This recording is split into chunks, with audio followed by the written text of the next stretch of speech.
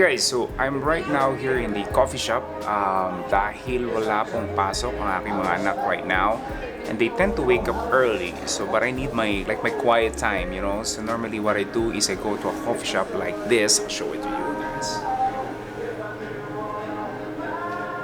So that is like just 5 minutes drive away from my place, and do my reading and do my thinking and stuff. So these are the books that I'm currently reading. Show it you guys right there.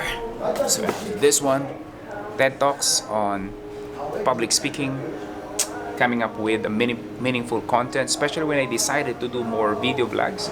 So I decided to, you know, maybe I should really listen to some of the public speaker. Though I can speak in public, but I really do not consider myself as a public speaker. Then of course I'm reading this business secrets from the Bible. So I'm just in the initial part pa lang naman ng mga books. So for me it's like the way I read content. So sunny. Okay, let's move here.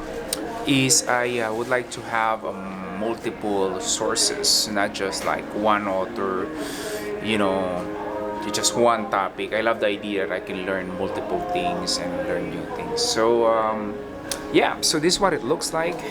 I'll share with you guys. So of course I have my headset right here, phone, coffee. It's -11 right now. So I like here sa A&W, not because dahil malapit lang siya sa from where I am, but also yung food nila is more of they have organic food, and also they have they're like yung original breakfast. Kasi sinabi mong breakfast, right? But normally I just get coffee anyways. Because one thing that I learned myself, if I eat in breakfast, I get yung brain fog na tinatawag. I get lazy, I cannot think as sharp. So that how it all started. So now I'm gonna head back to my office at home, and I'll share a few more insights for you guys, what I learned from these books. Okay, let's go home.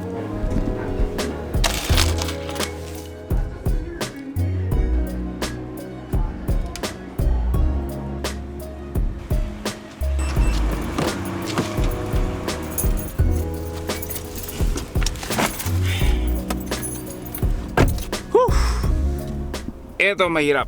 If you live in a cold country like Canada and you were born and raised in the Philippines, there's always hot and warm. In this country, it's always cold. So, you guys can see, it's -6 outside. So, mapapansin nyo, I always wear hot in here. 2 layers, have 2 jackets. You guys notice, and I got a shirt inside. That's how we roll here in Canada. Okay? So now, I'm gonna drive back to my home office. Oh yes, before I forget, do not try to vlog and drive at the same time. It's not safe. So any aspiring vloggers out there, okay, just do what you need to do, but do not do anything else. If you're driving, that's all. It's not just the right thing to do, but also safe for everyone, not just for yourself, but also for people who are crossing the street and other drivers sa streets. Okay? See you in the office. What's up? You're like I'm blowing a cigarette. You do. Did you eat breakfast already? Ow! Ow! What do you do? Are you serious? Where did you go, Daddy? Just have my morning coffee, the usual. Okay.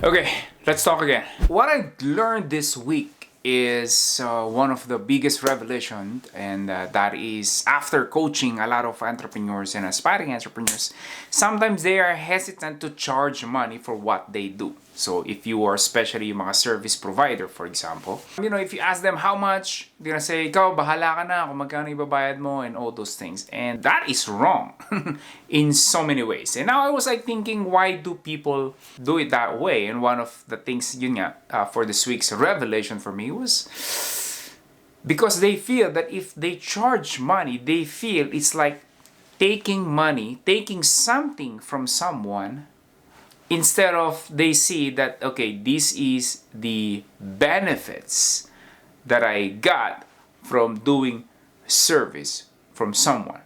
You see, in business, you will never, ever, ever, as in ever, become successful in business if you have problem charging money. That is why a lot of professionals, they're good at what they do, but they struggle financially because even if they're good at what they do, it's either they don't charge enough money or they do a lot of free labor. We have to understand that in business, everyone has got to pay because some people unfortunately gusto nila libre. Well, can you imagine kung lahat ng bagay sa paligid mo libre? Well, what will happen? Our economy collapse. You're gonna lose your job. Why? Well, mag-shutdown yung company mo. Because why?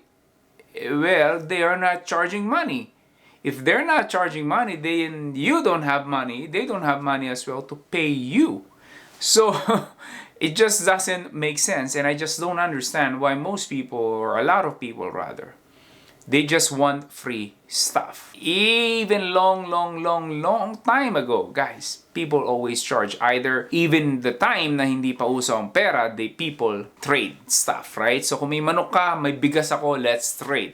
So there's always an exchange of value. Okay? So very important as an entrepreneur, you have to charge money. So I hope that this video has been helpful for you. Again, guys, do not forget to click the subscribe button below if you're watching on YouTube, or if you're watching this on Facebook, click like and share. Have a great day. Peace out.